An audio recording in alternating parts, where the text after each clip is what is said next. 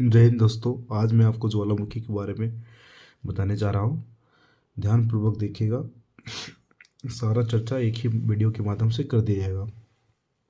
देखिए, ज्वालामुखी का मतलब होता है मैग्मा को बाहर निकालना। यानी ज्वाला मैग्मा का मतलब समझिए मेरी बात पहले बढ़िया से, ठीक है? बिल्कुल।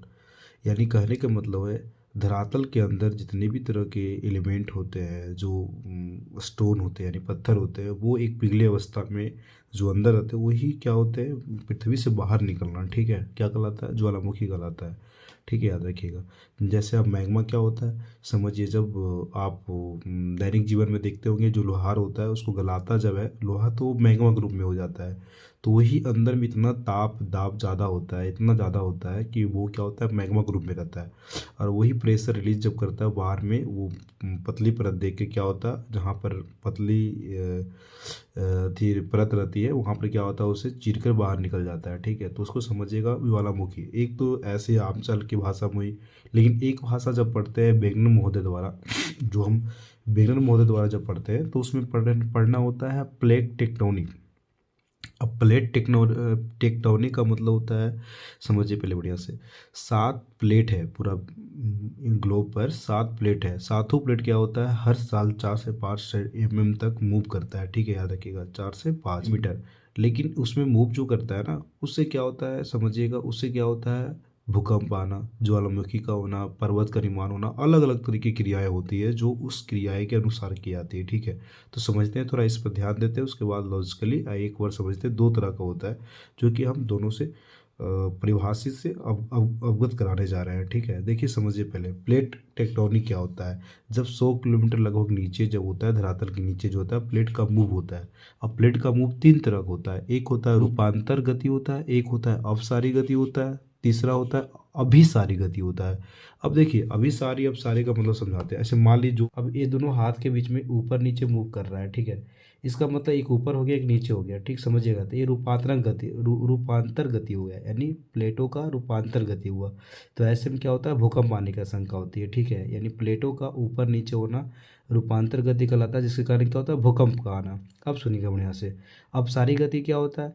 अपसारी गति का मतलब होता है जैसे ये दोनों है, ठीक है, ये दोनों अचानक ऐसे हो जाएंगे, यानी ये दोनों के बीच में जब ऐसे दरार दोनों हो जाता है, यानी एक चट्टान, एक प्लेट दूसरे प्लेट के बीच में जो होता है अपसारी गति होती है, मतलब हट जाना दोनों होता है, तो उसे बोल उससे क्या निर्माण होता है, ज्वालामुखी का निर्माण होता है। ठीक है, जो आप देख रहे हैं इस टाइप का होता है। ठीक है, उसके बाद तीसरा देखिए अभिसारी क्या होता है। अभिसारी का मतलब होता है जैसे ऐसे है, ठीक है, दो प्लेट ऐसे और दो मूव कर रहा है, हर साल क्या होता है, अचानक इस पर चढ़ गया आके। ठीक है, ऐसे में क्या होता है, कुछ भाग धरातलीय भाग जो ऊंचे हो जाते हैं, ऐसे ऊंचे होने के कारण क्या होते हैं, वहाँ पर पर्वत का निर्माण हो जाता है। ठीक है, जो भी आप पर्वत का निर्माण होता है, जो कि आप देख चुके हैं, हिमालय भी है, जो मतलब अब सारी प्लेटों का मूविंग के कारण ही क्या होता है, पर्वत का निर्माण होता है। और कंफर्म है कि आप बातों को समझ गए होंगे बढ़िया से। ठीक है, अब समझिए बढ़िया से पहले, जब मैग्मा जब अंदर में जितने भी तरह के समझ सकते हैं, जितने भी तरह के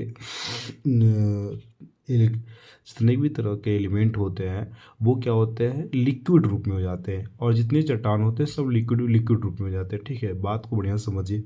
जैसे ही ये ऊपर आता है, ठीक है, मुख से, मुख को बोलते हैं क्रेटर, याद रखिए क्या बोलेंगे, क्रेटर। ठीक है, अब पहले इसको छिद्र बोलेंगे, छोटा रहेगा तो छिद्र बोलेंगे, देखिए, थोड़ा सा बड़ा हो जाएगा क्रेटर बोलेंगे, और थोड़ा सा और बड़ा हो जाए तो काल्डेरा बोलेंगे। अब बात आती है काल्डेरा झील का, नाम सुने होंगे। क्या होता है कि जब बड़ा हो जाता है तो उसमें पानी आ जाती है, जब पानी नहीं पड़ा, चाहे पानी का कहूँ से बहाव हुआ, तो उसमें जाके डूब जाता है ढेर सारा पानी। और वही पानी जब ज़्यादा हो जाता है तो उसको क्या बोलते हैं, काल्डेरा झील बोलते हैं। सिंपल सी बात है, कोई बड़ी चीज़ तो है नहीं। अब देखिए समझिएगा, मैग्मा का मतलब होता है चट्टान का पिघला हुआ आंतरिक भाग। ठीक है, आप समझिएगा, जो अंदर में होता है, ठीक है, जो अधिक तापमान दाब के कारण होता है। और जब ये बाहर निकलेगा उसको क्या बोलेंगे, लावा बोलेंगे। क्या बोलेंगे, लावा। यानी मैग्मा को बाहर का स्वरूप कैसा होता है, लावा। लेकिन लावा वही जब ठंडा हो जाएगा उसको बोलते हैं सिंडर। क्या बोलेंगे, सिंडर। सिंडर बोलते हैं, यानी लावा का ठंडा होना सिंडर। एकदम सारा चीज लिख दिए ताकि आप अगर नोट्स भी देख के क्या कर सकते हैं, आप इससे फ़ायदा उठा सकते हैं। बिल्कुल ठीक है, 100%। तो यानी कह सकते हैं लावा को ठंडा होकर जिस आकृति बनती है वो क्या कहलाता है, सिंडर कहलाता है फिर। बिल्कुल ठीक है, अब देखिए आगे समझिएगा। उसके बाद इससे निकलने वाले बहुत सारे गैस होते हैं, जैसे SO2 हो गया, CO2 हो गया, जलवाष्प हो गया। जलवाष्प सबसे अधिक मात्रा में निकलता है, 80 से 90% निकलता है। अब SO2 जो होता है ना, SO2 बहुत हानिकारक गैस है, समझिए मेरी बात को बढ़िया से। SO2 होता है जो फेफड़े के लिए बहुत हानिकारक गैस होता है। आप समझिए जैसे सीमेंट में काम करने वाले आदमी जो होते हैं, उनकी जो फेफड़े में होती है एस्बेस्टस नामक एक रोग होता है, जो एलिमेंट होते हैं वो क्या होते हैं उसके फेफड़े में जाके क्या होते हैं, जम जाते हैं, और उससे क्या होता है बहुत ख़राब उसका एस्बेस्टस नामक रोग हो जाता है। ठीक है, इसी टाइप का समझिए SO2 की अधिक मात्रा जो होती है इसकी वजह से क्या होती है, उसमें फेफड़े को ख़राब कर देता है। ठीक है, और जल वाष्प, जो जल बाहर जब निकलेगा कोई भी ज्वालामुखी, तो उससे अंदर से जल तो निकलेगा, वही जल वाष्प इतना काफ़ी हीट रहता है कि उससे जल वाष्प ज़्यादा निकलता है। ठीक है, याद रखिएगा। लगभग 2 से 3 किलोमीटर तक उसको अलाव भी नहीं रहता है गवर्नमेंट की तरफ से जाने आने का। ठीक है, तो समझिएगा इसको आगे। उसके बाद समझिएगा, क्रेटर तो समझ में आ गया, ज्वालामुखी निकलने का मार्ग हो गया। अब बात समझिएगा, बिल्कुल नीचे आइए, ज्वालामुखी कितने प्रकार के होते हैं उसके बारे में बताएंगे। ठीक है, तो आप समझ गए रूपांतरक गति क्या होता है, अपसारी गति क्या होता है, विसारी गति क्या होता है। 3 तरह के प्लेटों का मूव करने का प्रकार होता है। ठीक है, जिससे अलग अलग होता है। अब प्लेट टेक्टोनिक शब्द किसने दिया था, विल्सन ने दिया था, याद रखिएगा। ठीक है, याद रखिएगा किसने दिया था, विल्सन ने दिया था। अब बात आगे समझिए पहले बढ़िया से। ठीक है, देखिए ज्वालामुखी तो 3 प्रकार का होता है, पहला एक्टिव होगा, दूसरा डोरमेंट होगा, तीसरा एक्सटिंक्ट होगा। ठीक है, जिसको बोलते हैं शांत ज्वालामुखी। देखिए सक्रिय का मतलब होता है एक्टिव, यानी वैसा ज्वालामुखी जो अभी भी निकल रहा हो। ठीक है, वहाँ से उसके मुख से यानी क्रेटर से कह सकते हैं, छिद्र से कह सकते हैं, अभी वो निकलता होगा। ठीक है, यानी वहाँ से अभी भी। ठीक है, याद रखिएगा। डोरमेंट का मतलब पहले कभी निकला होगा, आगे निकलने की संभावना है। लेकिन एक्सटिंक्ट का मतलब शांत हो जाता है बेचारा, पूरा पूरी शांत, नहीं समझे, पूरी पूरी तरह शांत, एकदम शांत हो जाता है बिल्कुल। ठीक है, उसको क्या बोलेंगे। तो देखिए 3 तरह का हो गया। अब उसके बाद आइए सक्रिय ज्वालामुखी के बारे में। ठीक है, सक्रिय ज्वालामुखी के बारे में क्या पड़ेगा, सुनिए पहले बढ़िया से। सक्रिय ज्वालामुखी जैसे भारत में बैरन ज्वालामुखी है, इटली में एटना ज्वालामुखी है, एटना भी है, और आगे जब बताएंगे आपको तो वो हो जाएगा आपका क्या कह सकते हैं, ये प्रकाश स्तंभ जो स्ट्राम्बेली होता है वो भी इटली में पाया जाता है। ठीक है, वो भी क्या है, सक्रिय ज्वालामुखी है। ठीक है, अब देखिएगा यूएसए में देखिए अस्पर है, अस्पर, और एक है मोनालोआ। ठीक है, मोनालोआ जो हवाई द्वीप पर है, याद रखिएगा। अच्छा, रूस में जो है बेंजामियानी, अब बेंजामिन फ्रैंकलिन के नाम से भी रख सकते हैं, बेंजामियानी। ठीक है, याद रखिएगा रूस में।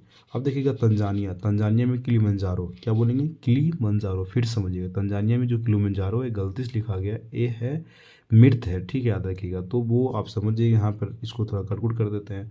उसके बाद अंटार्कटिका में आइएगा, इरेबस ज्वालामुखी। इरेबस ज्वालामुखी सबसे वहाँ का सबसे वेस्ट मतलब सब कह सकते हैं सबसे ज़्यादा सक्रिय ज्वालामुखी है, और चर्चित भी ज़्यादा है। ठीक है, याद रखिएगा। उसके बाद देखिए इंडोनेशिया में सबसे ज़्यादा ज्वालामुखी, यानी कह सकते हैं स्थल बस सबसे ज़्यादा ज्वालामुखी कहाँ होता है, तो वो है इंडोनेशिया में। लेकिन आप समझिए पहले, उसके बाद हम सारा आपके जो भी आपका प्रसुप सुप जो भी होगा आपको बताया जाएगा। ठीक है, तो इंडोनेशिया में आप सुमेरु ज्वालामुखी पढ़ लीजिए। ठीक है, इक्वाडोर में कोटापैक्सी ज्वालामुखी, किस कोटापैक्सी ज्वालामुखी। ठीक है, याद रखिएगा। उसके बाद देखिएगा आइए किस में आइए, क्या कहते हैं, डोरमेंट में आइए, मतलब प्रक्षुब्ध में आइए। प्रक्षुब्ध ज्वालामुखी कौन कौन सा होता है, जो मेन समझिए पहले, उसके बाद आगे देखिए। प्रक्षुब्ध ज्वालामुखी में कौन है, जापान का है फिजियामा और फ्यूजिसामा, क्या बोलेंगे, फ्यूजियामा और फ्यूजिसामा। ठीक है, याद रखिएगा बिल्कुल, जापान का ज्वालामुखी है। उसके बाद है इटली में विसुवस ज्वालामुखी है, कौन सा बोलेंगे, विसुवियस। ठीक है, विसुवियस याद रखिएगा। इंडोनेशिया में कौन सा ज्वालामुखी, कराकोटोआ और माउंट मेरोपी। ठीक है, याद रखिएगा, माउंट मेरोपी और कराकोटोआ। ठीक है, कॉकरोच ने पड़ेगा, कराकोटोआ पड़ेगा। भारत में कौन है, नारकोंडम एकमात्र सक्रिय ज्वालामुखी है, किसका, भारत का। ठीक, सॉरी, बैरन ज्वालामुखी जो है सक्रिय है, और नारकोंडम क्या है, वो प्रसुप्त ज्वालामुखी है। ठीक है, याद रखिएगा। अच्छा, यूएसए का देखिएगा रेनियर ज्वालामुखी, क्या बोलेंगे, रेनियर, फिर से बोलिए, रेनियर ज्वालामुखी। ठीक है, ईरान का देखिएगा, ईरान का वो क्या बोले, दामबद और बजमान, क्या बोलेंगे, बजमान, क्या बोलेंगे, बजमान। फिलीपींस में देख लीजिएगा, फिलीपींस में ताल और मियानो ज्वालामुखी है, ताल, ताल, ताली बह जाइए, म्यान, ताल, ताल और मियानो दोनों याद रखिएगा। ठीक है, बिल्कुल। अब मियानो ज़्यादा सक्रिय ज्वालामुखी में आता है। ठीक है, एक अब देखो समझिएगा, एक्सटिंक्ट ज्वालामुखी में समझिएगा। एक्सटिंक्ट ज्वालामुखी मतलब होता है शांत ज्वालामुखी। म्यांमार का पोपा, अब बगल में देखिए म्यांमार आपका पड़ोसी राज्य है, तो उसमें पोपा ज्वालामुखी जो है बहुत प्रसिद्ध है। ठीक है, वो एक्सटिंक्ट ज्वालामुखी में आता है। तंजानिया का किलिमंजारो जो आपको मैंने बताया पहले, इसके पहले। ठीक है, अब कुछ समझिए फैक्ट का मतलब होता है बड़ा छोटा जो प्रसिद्ध होता है। ठीक है, उसके बारे में थोड़ा चर्चा कर लेते हैं। ठीक है, ताकि आपके परीक्षा दृष्टिकोण से वो आपको ज़्यादा बेनिफिट ही रहे। ठीक है, अब देखिए फैक्ट क्या है, ज्वालामुखी को सुरक्षा का वॉल्व कहा जाता है। यानी सुरक्षा का वॉल्व किसे कहते हैं, तो ज्वालामुखी को कहते हैं, याद रखिएगा। ठीक है, याद रखिएगा बिल्कुल। उसके बाद है सर्वाधिक ज्वालामुखी प्रशांत महासागर में आते हैं, याद रखिएगा। सर्वाधिक ज्वालामुखी कहाँ आते हैं, प्रशांत महासागर में, इसलिए रिंग फायर कहते हैं, रिंग ऑफ फायर कहा जाता है। ठीक है, आप उसको जब ऊपर से देखिएगा तो रिंग ऑफ फायर कहा जाता है, सबसे ज़्यादा दिखता है। ठीक है, उसके बाद देखिएगा अलास्का। अलास्का में क्या होता है, बहुत ज़्यादा मात्रा में क्या मतलब ज्वालामुखी निकलते रहता है। ठीक है, याद रखिएगा, धुआं ज़्यादा, क्योंकि वाष्प होगा तो निकलेगा, तो उसको धुआरों का घाटी, हजारों धुआरों का प्रदेश, हजारों धुआरों का देश प्रदेश कुछ भी बोल सकते हैं, वो अलास्का कहा जाता है। ठीक है, याद रखिएगा कि रीजन क्या है, समझ में आ गया आपको। उसके बाद देखिएगा सबसे अधिक सक्रिय ज्वालामुखी क्या है, तो सबसे अधिक सक्रिय ज्वालामुखी कौन सा है, आप कह सकते हैं ये क्या बोलते हैं इसको, स्ट्रम्बेली, जो इटली में पड़ता है। ठीक है, याद रखिएगा। और स्ट्रम्बेली जो है, इसको भूमध्य सागर का प्रकाश स्तंभ कहते हैं। प्रकाश स्तंभ का मतलब जैसे देखा जाता है तो एकदम पूरा लाइटिंग, क्या लगता है जैसे लाइट जल रहा है, बिल्कुल। ठीक है, उस तरह से रहता है बिल्कुल, तो भूमध्य सागर का प्रकाश स्तंभ बोल सकते हैं। देखिए उसके बाद सर्वाधिक स्थलीय ज्वालामुखी कहाँ है, तो इंडोनेशिया में, मैं बता चुका हूँ पहले। ठीक है, सबसे ऊंचा ज्वालामुखी कोटापैक्सी है। अब देखिए सबसे ऊंचा ज्वालामुखी अंतर है, अगर मान लीजिए बोलेंगे सबसे, देखिए सिंपल सी बात समझिएगा, ये सबसे ऊंचा ज्वालामुखी है। ठीक है, याद रखिएगा, सबसे ऊंचा ज्वालामुखी है। लेकिन अगर बोलेंगे सबसे ऊंचा में ज्वालामुखी कौन हो जाएगा, तो देखिए अगर किसी के ऊपर है तो समझिएगा। ठीक है, यानी कह सकते हैं ना, दो दो चीज़ बोल सकते हैं। देखिए सबसे ऊंचा ज्वालामुखी बोलेगा तो इसको बोल सकते हैं, लेकिन बोलेगा सबसे ऊंचा पर ज्वालामुखी कौन है, तो ये हो जाएगा। ठीक है, याद रखिए, इसको बोलेंगे ओजस डिल सलाडो, इसको क्या बोलेंगे, कोटापैक्स से। ठीक है, याद रखिए, सबसे ऊंचा है और सबसे ऊंचा पर है, तो ओजस डिल सलाडो हो जाएगा। क्या हो जाएगा, ओजस डिल सलाडो हो जाएगा। ठीक है, याद रखिएगा।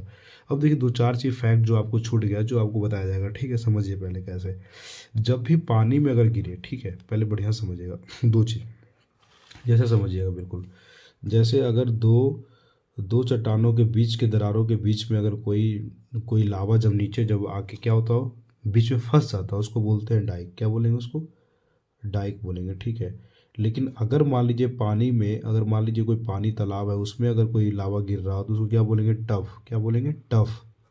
टफ बोलेंगे, क्या बोलेंगे, टफ बोलेंगे। ठीक है, और समझ में आ रहा है मेरी बात बढ़िया से, हाँ समझिएगा।